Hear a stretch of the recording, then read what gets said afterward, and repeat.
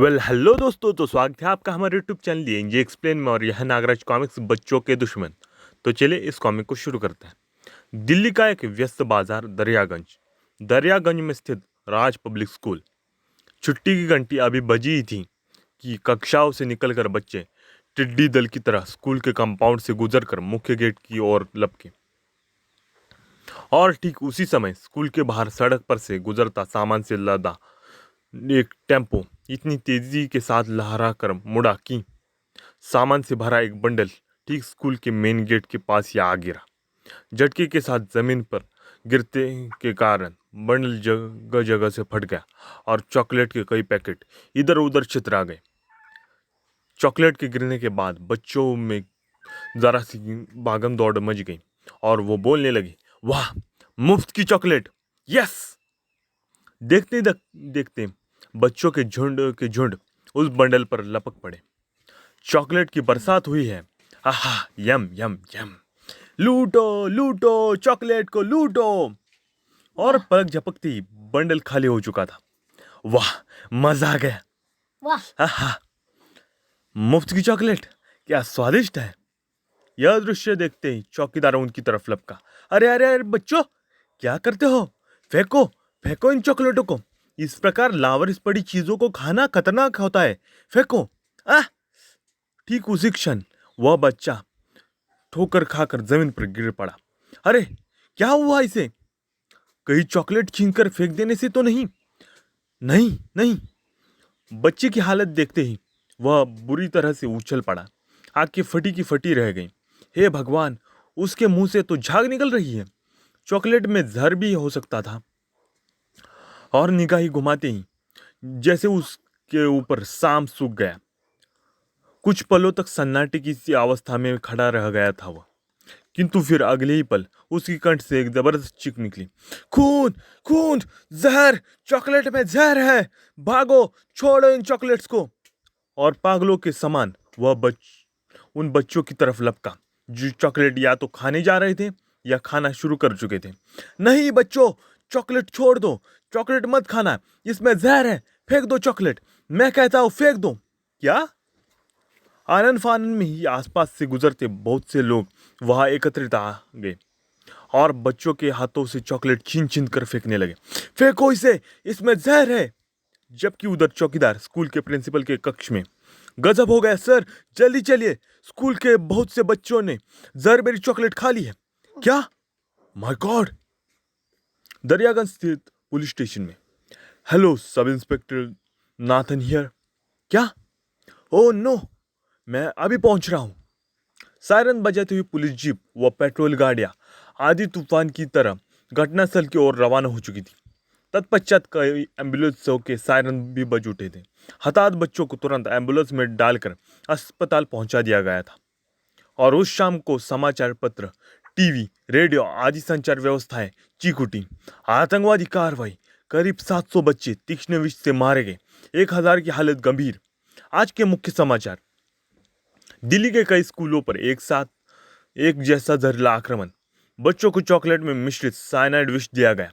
एक समाचार पत्र में आतंकवादियों द्वारा भेजे गए एक पत्र के अनुसार इस कार्रवाई की जिम्मेदारी ज़ेबरा आतंकवादी संगठन ने ली है। दिल्ली पुलिस तुरंत सक्रिय हो उठी। रेड अलर्ट घोषित कर दिया गया। प्रत्येक ऐसे स्थान की जांच की जाने लगी जहां से आतंकवादियों के शहर से बाहर निकलने की जरा सी भी गुंजाइश थी।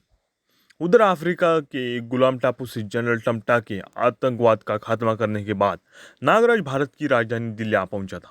यहाँ वह होटल राज पैलेस के एक शानदार कक्ष में आ ठहरा हुआ था। गुड मॉर्निंग सर, आपका दूध और आज का समाचार पत्र हाजिर है। Good morning, thank you. अखबार खोलती ही नागराज की निगाहें सुर्खियों पर लिपक कर रह गई। विश्वव्यापी ज़ेबरा आतंकवादी संगठन दिल्ली में सक्रिय। उसका पहला निशाना मासूम बच्चे। लगता है यहाँ भी मैं शांति के साथ नहीं रह सकूंगा। तब तक तो नहीं जब तक ज़ेबरा का एक भी आतंकवादी यहाँ जीवित है। तभी नागराज साथ वाले कमरे से आती उठा। पटक की आवाज़ें सुनकर चौंक पड़ा। मेरी छठी इंद्री वह कह रही है कि साथ वाले कमरे में ज़रूर कोई गड़बड़ है। और अगले ही पल वह अपने कक्ष की खिड़की से निकलकर साथ वाले कक्ष की खिड़की तरफ रेंग रहा था। जबकि साथ वाले कक्ष में ज़ेब्रा से गद्दारी करके कोई जीवित नहीं रख सकता टोनी।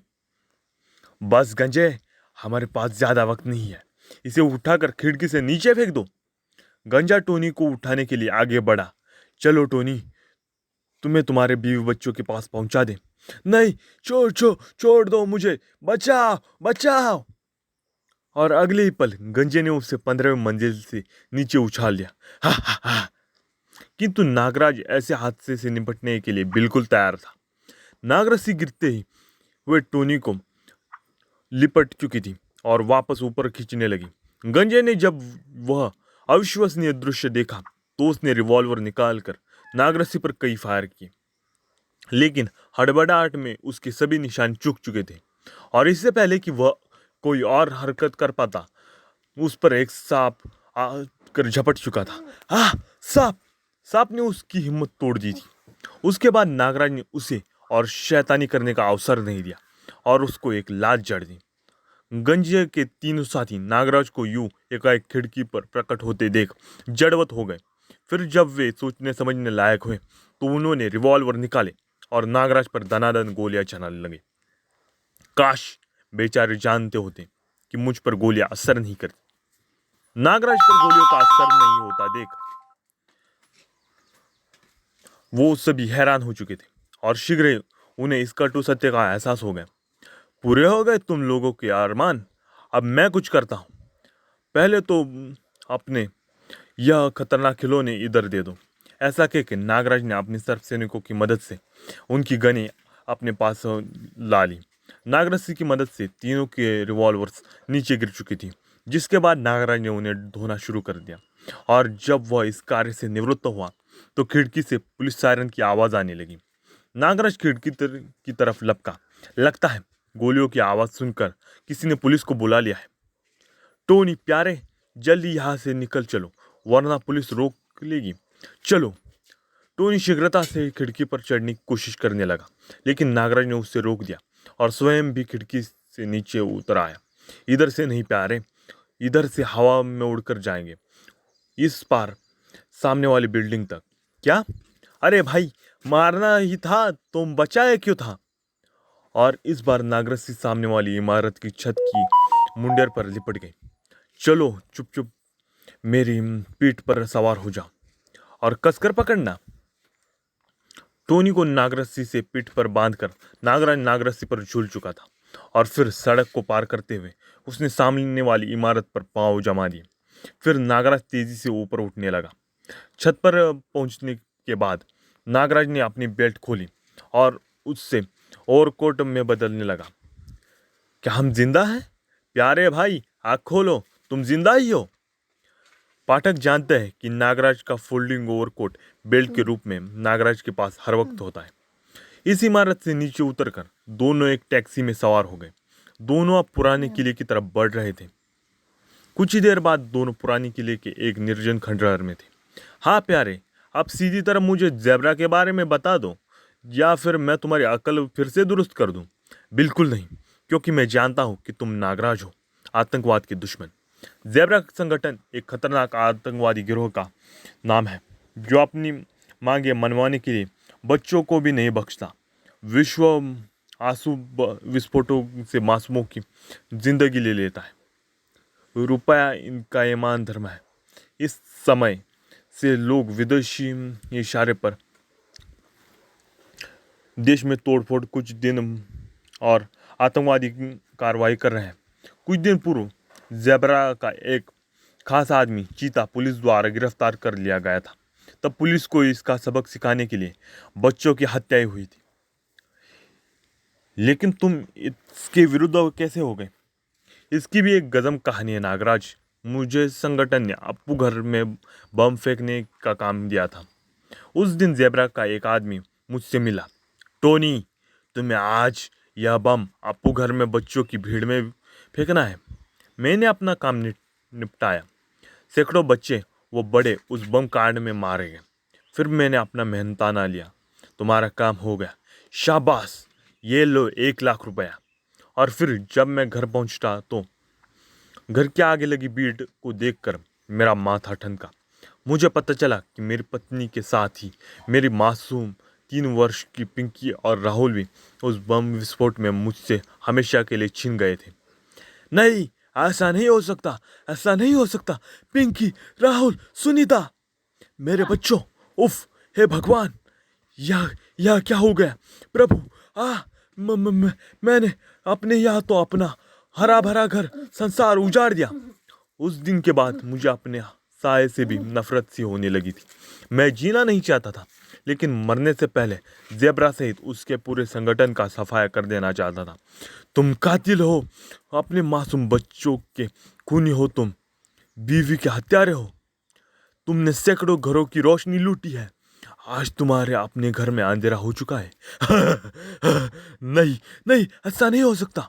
मैंने कसम खाई, मैं यह घिनौना काम छोड़ दूंगा और ज़ेब्रा से अपने बीवी बच्चों की मौत का बदला लूंगा। तब मैंने 2 अन्य सदस्यों से ज़ेब्रा के बारे में जानकारी हासिल करनी चाहिए। जो तुम जानना चाहते हो उसका परिणाम जानते हो? हाँ, मौत, लेकिन मेरी नहीं, उस शैतान ज़ेब्रा की। और तभी से संगठन को मेरी तलाश है। इसका मतलब ज़ेब्रा तक पहुंचने का रास्ता तुम नहीं जानते। ज़ेब्रा तक हमें केवल चीता ही पहुंचा सकता है।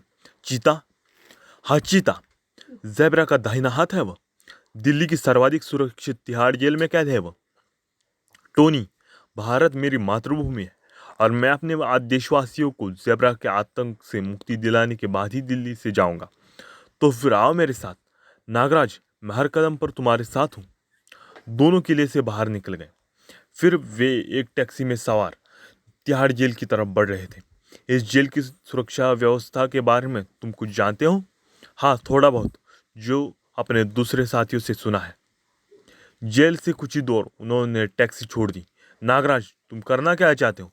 मैं चीता को जेल से निकालना चाहता हूँ। नागराज की बात सुनकर टोनी आश्चर्य से उछल पड़ा। क्या क्या कह रहे हो नागराज? यह असंभव है। क्यों? नागराज, इस जेल की 20 फुट ऊंची 4 दीवारी के ऊपर दिन रात सिपाहियों का पहरा रहता है और तुम्हारी मंजिल है वह टावर जिसकी कोई सीढ़ी नहीं है। उसकी छत पर ही कई कुख्यात अपराधियों को 4 स्टेन गनधारियों की निगरानी में रखा गया है। चारों 1 महीने के बाद क्रेन की सहायता से दूसरे 4 सिपाहियों को ऊपर भेजा कर उन्हें नीचे लाया जाता है। सिपाहियों और कैदियों का खाना भी रोज ऊपर रस्सियों द्वारा ही भेजा जाता है। अगर हम टावर की छत पर हेलीकॉप्टर द्वारा पहुंच जाए तो टावर के ऊपर अनधिकृत उड़ान भरते किसी भी विमान, हेलीकॉप्टर या विमान को ये मशीन गनें गिरा सकती हैं। ओह, इसका मतलब टावर के ऊपर मशीन गन भी है। हाँ। दोनों फिर एक टैक्सी में सवार हो गए। बहुत सुरक्षित जेल है। हाँ, तो तुमने चीता को छुड़ाने का विचार त्याग दिया? जवाब में नागराज मुस्कुराया और बोला, मैं आज रात ही चीता को जेल से निकाल लाऊंगा। क्या? रात के 1 बजे नागराज का हेलीकॉप्टर तिहाड़ जेल के आसपास दिल्ली के ऊपर मंडरा रहा था। तुम हेलीकॉप्टर में ही मेरा इंतज़ार करना, ठीक है? कुछ ही देर बाद हेलीकॉप्टर जेल से थोड़ी दूर मैदान में उतरा। Wish you best of luck Nagraj. और नागराज चल पड़ा एक और ख़तरनाक मिशन पर।